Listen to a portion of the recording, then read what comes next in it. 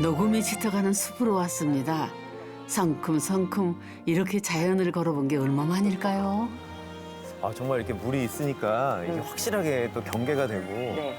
저 물 너머에 이렇게 다른 세계를 보는 그런 느낌이 나는데요. 근데 특히 소리가 경치도 좋지만 소리가 너무 좋은 것 같아요. 그러니까 네, 물을 청각을 소리. 자극하는.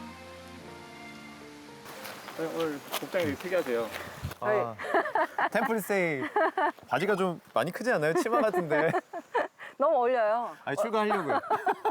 큰일 날 딱 제 소리. 스타일인 것 같아요. 큰일 날 소리. 새벽에 잘 일어나시더라고요. 아, 그러니까 3시면 벌떡 일어나는데 아무래도 네. 저랑 잘 맞는 것 같더라고요. 아니 저희 송광사는 사실 정말 오랜만이라 워낙 또 새벽녘을 유명하고 해서 저희 이제 하루 잤습니다. 하루 자고 아침에 이제 좋은 기운 느끼면서 다시 한번 이제 그 되돌아보면서 들어가는 중이에요. 네. 여기가 어디예요? 어유 송광사 모르시나요? 그러니까 우리나라 3대 사찰 중에 하나고요. 여기는 이제 그 승려들의 어떤 종합대학이죠, 말하자면. 네, 승보 사찰인 송광사입니다. 다들 한 번쯤 들어보셨죠?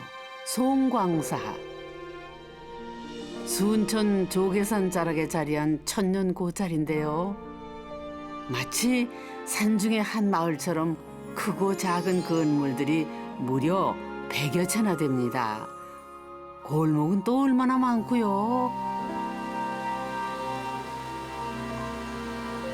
수행하는 승려들을 보배처럼 소중히 여긴다 해서 흔히 승보사찰로 꼽히는데요. 예부터 걸출한 수행자를 많이 배출한 절집입니다.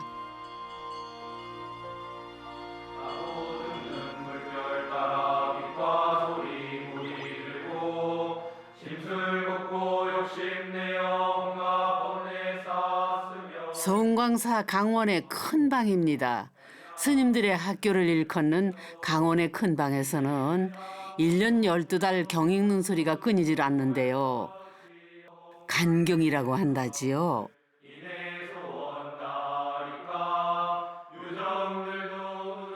출가를 하고 바르라니 머리를 깎았다 해서 하루아침에 스님이 되는 거는 아니랍니다.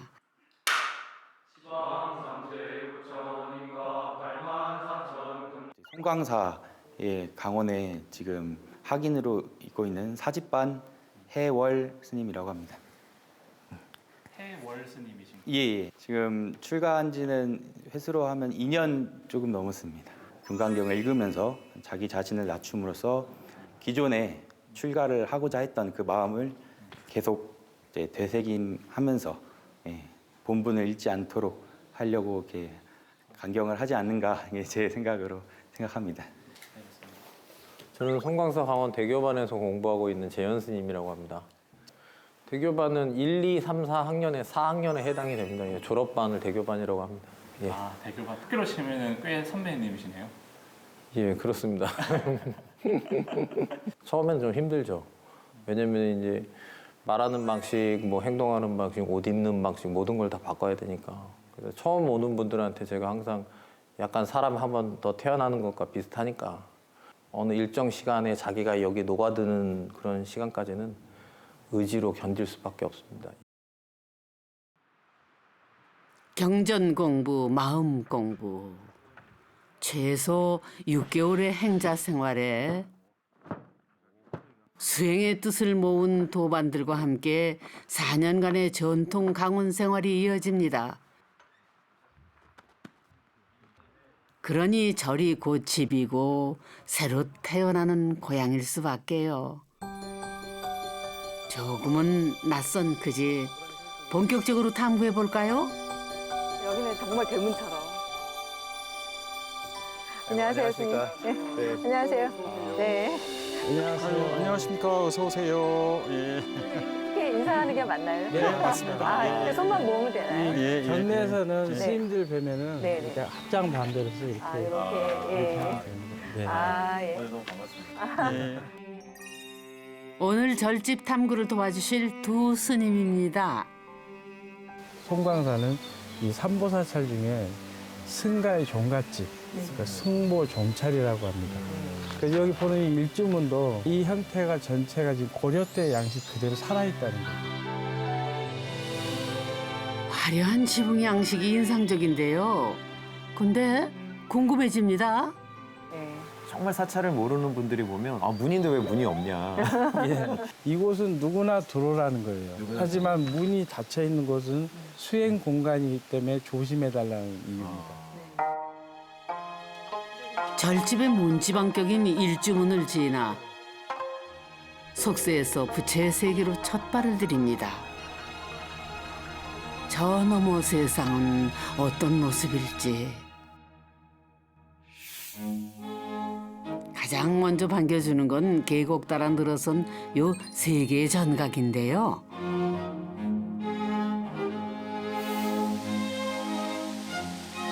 어머나, 흐르는 물과 우뚝한 건축물로 눈부신 산수화를 그려놨네요. 이 건물은 무지개 다리 위에 누각을 세웠습니다. 이런 형태를 누교, 누다리라고도 한다지요. 우리나라에서는 흔한 건축 양식은 아니랍니다. 저 밑에 뭐가 보이는 튀어나온 게 보이는 저게 뭡니까? 아, 눈이 밝으시네요. 이제 이렇게 보면은 오, 그러게요. 여러분도 보이시죠? 저기 다리 아래 저건 뭐죠? 이렇게 보면은 네네. 저 엽전이 이렇게 걸려 있는 아, 저 엽전 엽전인가요? 세마리. 예, 돌 저 같은 게 엽전입니다. 매달려 글쎄요, 있는 이제 뭐 예. 무슨 목걸이인가 이렇게 생각할 수도 있겠지만 그러게요. 가령 이제 이 다리를 축조할 때 여러 사람들이 모여서 그 돈을 조성을 했는데 그 축조를 다 했다. 그러니까 이제 이 돈을 다른 데다 쓰면 되지 않냐라고 대개는 생각하기 쉽죠. 그 돈은 거기만 써야지 된다라는 그런 정신, 뭐 다른 데로 전용하지 않는 것이 우리가 수행자로서 정신이다. 굉장히 의미가 있는. 과거에서부터 그랬다는 게 네. 요새는 회계가 있으니까 다 뭐 컴퓨터로 정리하지만 그 옛날부터 저랬다는 게 참 신기하네요. 네. 뭐든 아는 만큼 보이는 법이죠. 이 건물도 예외는 아니고요. 이 건물이 너무 아름다운데요. 네, 이름이 네. 뭡니까? 침계루. 침계루, 그 뜻이 뭔고 하면은 이런 의미랍니다. 어떠세요? 건너스가 퍽 잘 어울리는 장면인데요. 저 안에 구멍 뚫린 게 이 승단의 1층이에요. 네. 그리고 요 위는 그 법단의 1층이 돼요. 네. 그런데 이제 이 건물 밑에는 작고 위는 크게 한 게 교리를 맞추기 위해서 건물을 저렇게 만든 건데 그래서 건물이 작고 크면 뭔가 밸런스가 깨지잖아요. 네. 그래서 바깥으로 기둥을 내서 위아래를 맞춰준 거예요. 이래를요? 예, 예. 그 미적인 감각을 살려낸 거죠. 뛰어나다. 건축적으로도 진짜 흥미로운 거는 사실은 이제 저쪽에 그 높이를 저쪽에서 맞추고 기둥들이 나올 때 냇물적으로 축대를 쌓으면서 사실은 평평하게 쌓으면 되는데 네. 일부러 이 그 냇물의 경사에 맞춰가지고 그렇죠. 경사지게 그렇죠. 축대를 쌓고 기둥 높이가 또 다 달라요. 다르죠. 투시도 효과가 더 강조가 되면서 건물도 깊어 보이고 근데 어떻게 보면 이게 한국 건축의 묘미기도 한 것 같아요. 혹시 이제 중국 사찰이나 다른 나라에 이렇잖아요. 가보면 와 네. 평평하게 산을 일단 깎아놓고 시작하거든요. 거기는 그리드를 딱 맞춘 다음에 우린 그게 아니고 자연이 있으면 자연을 살리고 그렇죠. 그러면서 나의 어떤 여러 가지 건축적인 의지도 표현하고 표현하고. 어떻게 보면 훨씬 고수인 거죠. 그래서 네. 정해진 도면이 없잖아요. 그럼 말 없는 법문을 해주고 있어요, 건물이. 건물이 말이군요. 예. 아. 꼭 말로만 그리고. 하는 게 아니라고. 어. 공간을 통해서 예. 이제 자연스럽게 사람들이 자연스럽게 받아들일 네. 수 있고. 네. 우리 상식으로는 저 산꼭대기에 어떻게 저렇게 다 지었을까? 헬기로 날랐나? 아니면 다 지게로 질 수는 없는 어마어마한 규모인데 그거는 우리 생각이고 그 현장에서 나무를 깎으면은 그게 목재가 되는 거고 건축 자재가 되고 그다음 땅을 다지면은 터가 되고 그 긁은 흙으로 구우면은 기와가 되고 현장에서 다 직접 해결했단 말이에요. 선배 스님들은 그걸 알았단 말이에요. 무슨 얘기예요? 절대 자연을 거스리고 뭐를 배치를 안 했단 말이에요. 근데 저희가 이렇게 보다 보니까 아까 밑에서부터 조금씩 이 축대에 이렇게 뭔가 구멍들이 나 있는데 이거는 이제 수로 같은 건가요? 그렇죠. 잘 보세요. 네. 이 오픈되어 있는 우수 수로잖아요. 네, 빗물이 내려오기. 저쪽은 작았는데 여긴 또 커지거든요. 요 공간이 크잖아요. 저 대웅전에부터 흘러 내려온 거예요. 큰 거는. 아니 그래서 그게 천년도 전에 물의 흐름과 양까지 고려해 설계됐다는 수로 고승들의 지혜가 그저 대단할 따름입니다. 큰 거는 물이 많이 떨어지니까 내려서 설치하고 그렇죠. 아래쪽으로 막 예. 물이 한꺼번에 떨어지니까. 현명하네. 예, 그다음에 그리고 이거는 뚫려 위쪽에 있는 거니까 네. 좀 작게. 그러면 물이 떨어지는 모양이 폭포처럼 또 아름답게 보이게. 아, 아니 근데 정말 이 아름다운 밑에는 이렇게 물을 관리하는 그 공학이 숨어 있다라는 게 네. 참 신비하네요. 아직 놀라기엔 이르다고요. 소장님, 알고 보면 한 건물 두 이름, 건물의 출입구가 있는 계곡 반대편에서는 모든 스님들이 이렇게 부른다죠. 사자루. 여기는 이제 부처님 법을 듣는 사자후를 듣는 누가. 그러니까 얼굴이 두 개인 그렇죠. 건물이라고 해야 되겠죠? 그래서 한쪽은 사자후고 예, 사자루고 한쪽은 침계루. 이제 침계루고. 그게 정말 어떻게 보면 한국 건축의 매력인 게 어떠면 또 계곡을 상대하기도 하고 이면은 지금 요 작은 마당을 상대하니까 그렇죠. 거기에 달리 이름이 붙을 수 있다라는 게 또 네. 한국 건축 크게 보면 한국 건축의 또 매력일 수 그런 것 있겠네요. 공간이 바라보는 방향과 그 역할에 따라 이름이 달라진 건데요. 사자루는 스님들의 수행 공간으로 쓰여왔다죠.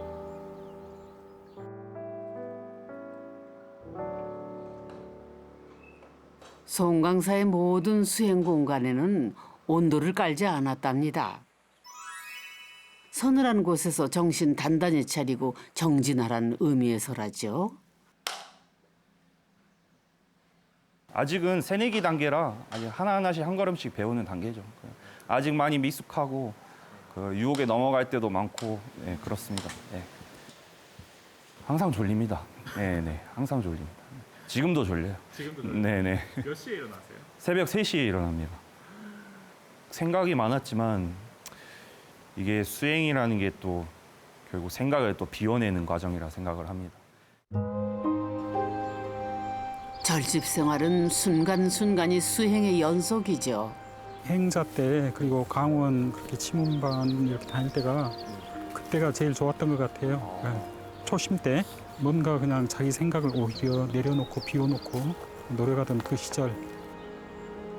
두 스님이 포행에 나섰습니다. 어머나, 발걸음 닿는 곳마다 별천지네요. 어딘가 신비로운 이것은 수행 생활의 고단함을 푼다는 스님들의 쉼터. 스님 법납이 몇 년? 저는 이제 법납으로 지내는 거의 이제 2년 차니까 거의 예, 거의 30년 가까이 차이가 나는. 한 30년 차이 나네요. 사실상 어르신들하고 이렇게 올 기회가 많이 없는데 우리도 이렇게 생활하고 있다는 것 자체가 어찌 보면은 선배 스님들이 이렇게 많이 이끌어줘서 이렇게 된 거 아닌가 생각도 많이 들고 그런 것 생각할 때마다 되게 위안이 많이 되고 있습니다.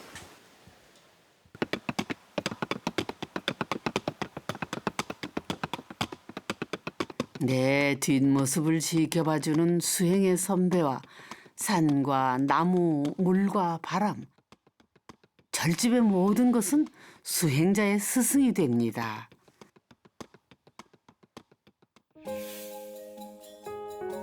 이제 모든 절집의 중심이 되는 대웅전으로 가볼까요? 속세의 티끌 후를 털어내고 신선의 마음으로 우화각을 건넙니다. 사천왕도 보이는데요. 이제부터 진짜 불국토. 새벽마다 무생명을 깨우는 종고루를 지나면은 마침내 마주합니다. 어떻게 보면 대웅전의 형태라던가 존재감이 굉장히 중요한데 사실 좀 특이한 모양이거든요. 그렇죠. 이게 어떤 형태의 평면이라고? 근데 이제 그 아자 형태라고 표현하는데 오직 송광사 대웅전에서만 볼 수 있다는 독특한 평면. 한자로 버금아, 십자 평면인데요. 아이런 약이 이 통 스피커 역할을 해요. 오페라 하우스 같아서 네. 이 소수의 인원이 안에서 이 예불을 해도 네. 우렁차게 올라가요. 평면 소리가. 자체도 아자 평면이니까 굴곡이 이렇게 있으니까 그 소리 반사가 많이 되는 거거든요. 모서리에. 그럼 모서리에서도 반사가 되고 말씀대로 다 문살로 이제 돌려져 있다 보니까. 이제 서구에서도 상당히 그 사람들이 옛날부터 들어가면 그걸 이제 하나님의 세계로 좀 인식을 했거든요. 그러니까 이제 소리도 크고 웅장하고 울림도 많아서 이게 이제 신비한 소리로 또 들려야 아, 이게 울리죠. 네, 그렇죠. 하나님의 세계로 왔구나. 잠깐 비교해 볼까요? 중세 성당인데요. 높은 천장고와 석조로 이루어져 음파의 잔향이 길고 소리가 더 장엄하게 들리죠. 반면 사찰의 대웅전은 공간 부피가 크고 굴곡진 나무 기둥으로 인해 음파의 잔향이 잘 머뭅니다. 청아한 소리의 비밀이지요. 그러나 송광사에서 가장 눈여겨봐야 할 거는 가람 배치. 대웅전보다 높은 곳에 승보단, 즉 승려의 선방이 있답니다. 수행을 특히 중시하는 송광사의 정체성이 담겼는데요. 여기는 이제 선방 구역으로 본격적으로 들어가는 선원 구역으로 들어가는 그런 문입니다. 여기는 공개하지 않는 영역인데 그래도 이제 특별하게 우리 여기 두 분 오셔서 네. 예, 이 또 의미에 대해서 많이 우리가 네. 같이 천착을 해서 네, 그래서 사실 걱정 좀 되는 게 또 예. 저희가 들어갔으니까 혹시 예. 방송을 보고 궁금하신 분들이 계셔도 여전히 들어가시는 건 안 되고 예. 방송을 통해서 예. 본 모습으로 예. 만족하셔야 될 것 같아요. 예, 죄송하지만 예, 저희들 이렇게 좀 보호를 해주셨으면 좋겠습니다. 선방에서 공부하는 스님들. 예. 금단의 구역으로 한 발 한 발. 아우 제가 다 떨리는데요. 드디어 빗장이 열렸습니다.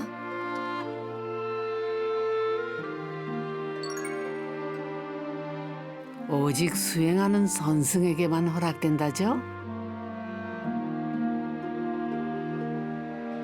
정면 6칸, 측면 4칸, 송광사의 핵심 건물인 수선사 선방입니다. 저희는 행자 때 네. 새벽에 이제 문을 열고 이제 저 기층에서 이렇게 보고 있으면은 스님들 그림자가 싹 이러고 지나가요. 싹 이러면은 나는 언제 저기 올라가나. 일반인들뿐만이 아니라 스님들도 이 영역에 사는 스님들도 선원 소속 스님들이 아니면 이 안에 못 못 들어오게 돼 들어와요. 있어요. 그러니까 아까 말씀드렸듯이 여기 사실 일반인들이 이렇게 와서 발을 디딛고 선 것 자체가 아마 두 분이 혹시 최초가 아닐까 한번 생각해 너무 보면서요. 영광이세요. 예. 아, 되게 두근거리는데요, 가슴이.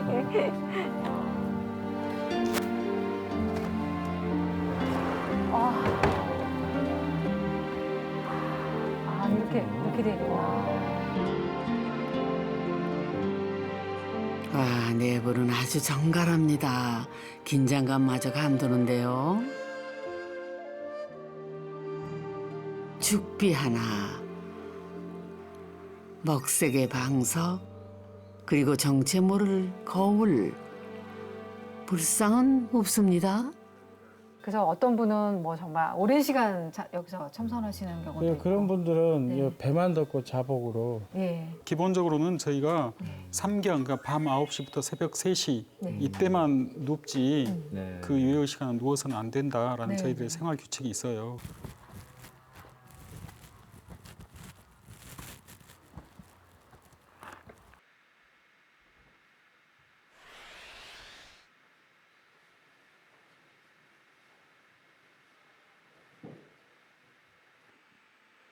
좌선으로 참선이 시작됩니다.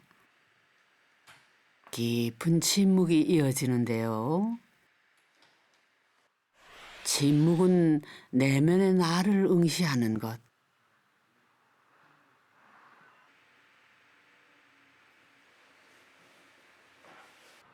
한치 흐트러짐이 없습니다. 이번엔 법복을 걸치시는데요. 예의를 갖추고 고요히 거울 앞에 섭니다. 거울에 비춰진 자기 모습에 절을 하는 거죠. 그건 또 상징적으로 자기 마음을 바라보아야지 된다. 수행이라는 것은 결국 자기 마음을 들여다보는 거고 자기 마음을 닦는 것이고요. 그래서 저희들은 저 거울을 향해서 절을 합니다.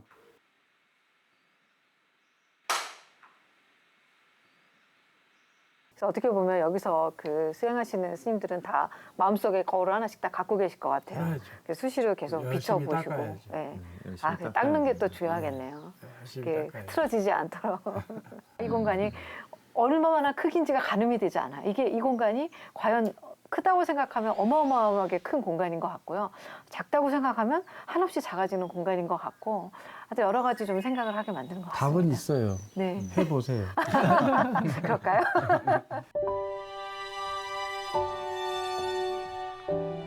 답은 스스로에게 달려 있다네요. 이 계절이 흐르고 나면은 송광사 절집에는 그 답을 찾은 또 한 명의 수행자가 탄생하겠지요.